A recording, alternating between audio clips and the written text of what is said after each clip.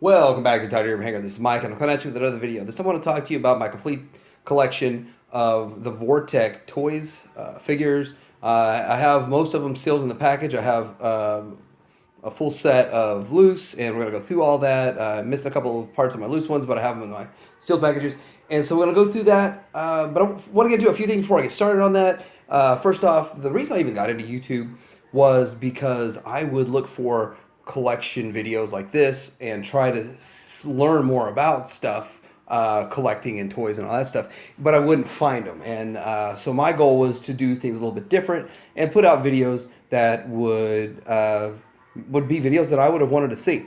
And so that's my whole goal every single time I go to make a video, and that's what I'm doing right here. So if you're new to the channel, please carefully place a like and gently subscribe, as opposed to all the other channels that say smash that like button and smash that subscribe button.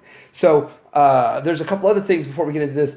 I'm considering 2 more videos, so if I get enough comments and requests down below, and of course plenty of likes, that would make me feel good about it, then I would make the second series of VOR-TECH that's been unproduced, with a pictorial one, and go through that and go through my takes on it, what I think other vehicles and all that stuff were based off of. And I think that those would have been some of the coolest vehicles ever made, because they weren't based on anything in reality.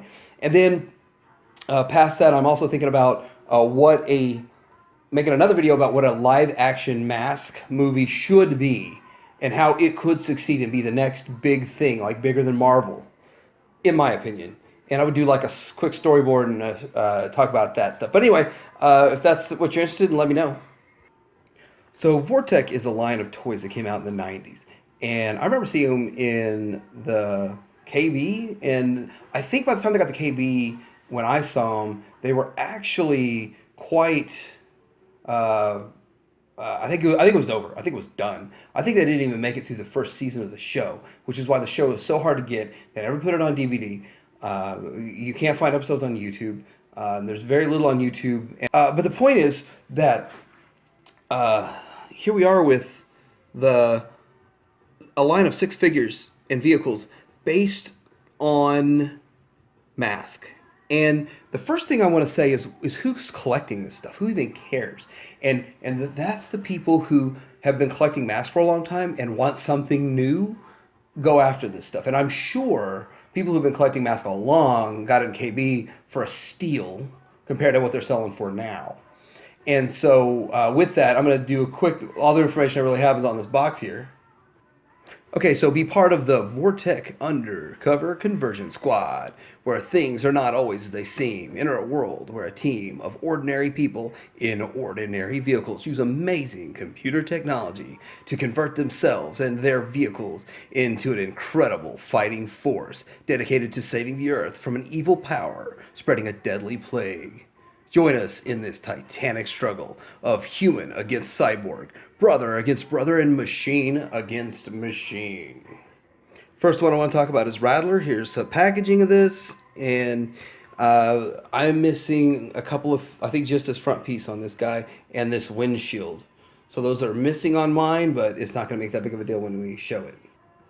Okay, so this vehicle here, and they call it the Rattler off-roader, and converts into a wave chaser. And it also comes with Damian Rourke, and there's Damian Rourke right here, missing his little chest plate. Now, one of the differences between this and M.A.S.K is M.A.S.K had masks, and they were super power charged masks. And this has, some of them have chest shields and stuff, so they're not really masks. But there you go with that. And then, and just like it's based off of Gator, and we're going to do a comparison of that here in a second, but just like Gator, when you pull it open, it shoots out. Had to make sure I caught that. And there it is with, it's got this extra little adjustable gun, and you can shoot. Hope I didn't dent my packaging. Here it is compared to Gator, which Gator is one of my favorites. I'm not going to lie. A buddy of mine just gave me a box for Gator. I was pretty excited to get a Gator box. It's not, of course, it's not sealed, but I mean, I got a box, so that's awesome. Without having to chase it down and spend a stupid amount of money. But they both have the same function. You lift it up, and it fires. I'm just not going to shoot this off. And I like collecting them to have them complete, and then having the different variation that goes with that scoreboard thing. Billboard blast. There was one more gimmick on this guy. The guns come over, so it's a roll bar that turns into guns, which is the same thing that they had on Gator. And Gator's roll bar turns into a gun. So there's only one. There's two here. Ooh, we upgraded. And the windshield's missing here. This windshield comes up missing a lot too. But Gator also has an extra bomb to throw off the back. Next one I want to talk about is Desert Striker. There's packaging on it. And it comes with, it's a dune buggy that converts it to a strike jet. And it comes with Jeremy Mac McMasters. Now here's mine, loose version, and it is pretty cool. I mean, I've got a vehicle just like it. We're going to do the G1 comparison here in just a second. But what all it really does is this converts, and then one of the things that I'm missing that gun, I guess. I'm sure I have it in the sealed one. But the interesting thing about this is that these there's no spring mechanism in this. So when I get the next one, I'm going to show you the comparison. I'm going to show you the spring mechanism. Okay, so this is the exact direct knockoff or remake, knockoff remake of Firefly with Julio Lopez. And I'm okay with it. It's different enough. And you know what? This is what we need. This is the kind of stuff, like if they came out with it today, I would love to see more stuff like this. Like taking M.A.S.K to the next level. Well, this isn't the next level. This is actually a step back. Now I'm going to show you here why it's a step back. You saw when we did this with all manual, and with this one, it just pops out. Well, 30-something years, it needs some help. You do have to manually open these, but most of the actual M.A.S.K vehicles are like automatic. They have springs and stuff in them. Now the first one we looked at was an exact remake, almost entirely, of Gator, and this one is not. Now this one also has a bomb that once it's open, it has the bomb, and this one you have to do everything manual. So a little bit cheaper of a toy line. They held out on some of the mechanisms, but in the end, these mechanisms start to fail. There's no mechanisms to fail on these. Talk about is the Thunderwing fighter with Hudson Rourke. And I wanted to compare this to the M.A.S.K vehicle it copied, but this one seemed to be the most original one that they made. There's another one that's pretty original too, but what this does, it turns from just a little jet plane into I guess a fighting sled. So while it's a fighting sled, I guess these are out when it's a jet plane. So, but anyway, so fighting sled, there it goes. And this is actually, I think this thing here is a missile that's supposed to fire somehow. So I think that's the way it works. Yeah, there's the button. It's on the bottom here.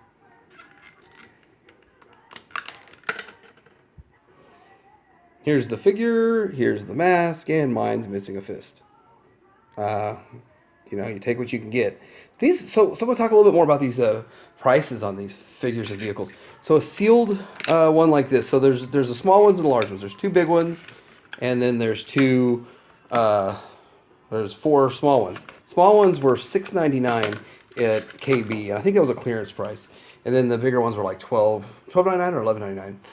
So like this guy here would be counted as a I thought this was a $6.99 one, and then the ones in the boxes were the $11.99 or $11.99. So nowadays these go for $100, and the box ones go, which is the more deluxe vehicles that were $12, now go for $200 plus if they're sealed. So getting them loose is really tough. Next one I want to talk about is Road Heat. Now this one here is one of the smaller ones that was pretty cheaper. But as you can see here, this Mine's complete still as a loose one. Here's the figure. And let's pop that mask off. Well, you can kind of see it without the mask right there. Boom. So it has an interesting little conversion that it has going on. And what it does is, step one is you convert the sidecar, which doesn't hold a passenger, into like a bottom thruster. And then these top two pieces fold down. And the problem is this plastic feels like just doesn't feel good moving it. Moving this stuff, I feel you see a lot of stress marks right here. They were just cheaply made. So this isn't Kenner. This is Hasbro's version of Kenner, which you could tell it just feels cheaper. But Hasbro made good products in the 80s that didn't feel this cheap. Made in 1996. It's really so.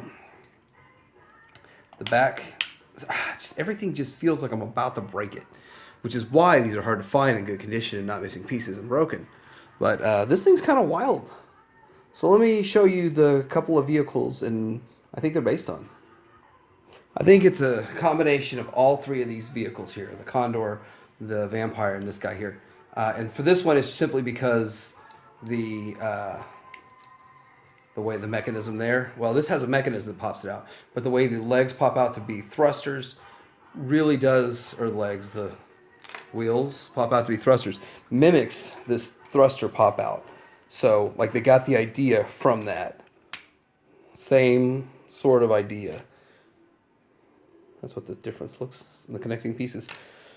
Which, okay, I'm okay with it. I mean, I don't have a problem with it. That's just where it came from. It's different enough that it's not the exact same thing, which I like that. Then you have this conversion here where these things here convert and open up, which is kind of similar to what's going on with this whole thing opening up. This guy never wants to stay on there. I had that problem when I was a kid. Ooh. Anyway, I think that that's very similar kind of way that works. And when I first saw it, before I started handling it, I thought that it was really a similar kind of Condor concept, but which is really simple. Condor is probably the simplest and easiest, but one of the most iconic ones out there for M.A.S.K. And I really thought that this was, but this isn't exactly like it, so. And they put the stickers there instead of underneath on there. I mean, you know, they're kids. What are kids going to do? So next I want to talk about the battle tracker converted to hovercraft, includes Brad Logan. And the reason I want to talk about this one next is because it's, well, the last of the smaller ones that are the alleged cheaper ones. With my loose one, he's complete except his mask, and this one actually comes with a mask. That's what the mask looks like. And this one here, we're going to do a conversion, and we're going to talk about what I think it is based on. And it feels super scary to convert this guy. When I fold this over, these things just want to fall off. And then the gun comes up a bit. And if I could get his hands on there just right, they don't want to stay. I can get them on there, but they just don't stay. And then in the back here, this folds up. So it's really hard to tell if this even, in an auction or something, if that gun's even there. Like for me it was. I rolled the dice. But anyway, pretty complete. Pretty decent figure. Pretty decent conversion. Again, that one reminds me of this. I think it's a combination of these two. So this one converts into, it's the only four-wheeler that they had in the M.A.S.K series that I remember. And it converts to like a hovercraft kind of thing. But this is not a motorcycle. This is a motorcycle. And this four-wheeler. So it's kind of a combination of that to get to this. But it's kind of cool. Aside from the fact it's so extremely fragile. And of course there's no mechanisms in it. Well, let's take a quick look at that Brad Logan figure.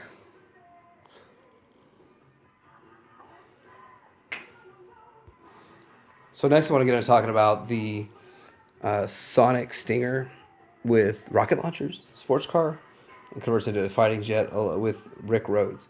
And this is where you get into my loose stuff is super not complete. Missing the hood. I actually have another one missing a hood. and this is the better of the two loose ones. So let's take a quick look at the sealed one here. And so there's the hood on it. It has actually in the back, I'm missing that off my loose one, the roll bar. And then I'm missing that helmet. And then that little gun there. So I'm missing quite a bit of stuff. Again, these are super expensive if you're trying to get them sealed, and to get them complete. Even a loose complete one's going for close to $100 now. So that's tough. But anyway, this converts into the back jet piece. And then you move this. When you move this, this is a mechanism they have. One of the only mechanisms they have. Now this tucks under, and then you move this and it pops all that up. But the mechanism on these still doesn't work very well. It's like one of the few mechanisms it has. So you move this back and forth to make this come out. And then the gun comes out and you fire. Now the hood would slide forward, and the hood would be way up in front of the car. Way up in front of here, if I had a hood. So let's look at this figure real quick. And one thing I haven't pointed out about figures yet is, and this is, they don't have knees. So here's Rick Rhodes, and they don't have knee articulation. The figures are, I guess, set up to where they don't need it. And so let me show you who I think this is based off of. I think it's a combination of these two, the Piranha and the Thunderhawk. And the reason is they both convert to flying, you know, with the pop-up of that. But specifically this here, where like a jet engine is exposed in the rear, just like you see right here. And this one here has wings that pop out, and I should have probably grabbed a better one. With a push of a button, the wings pop out.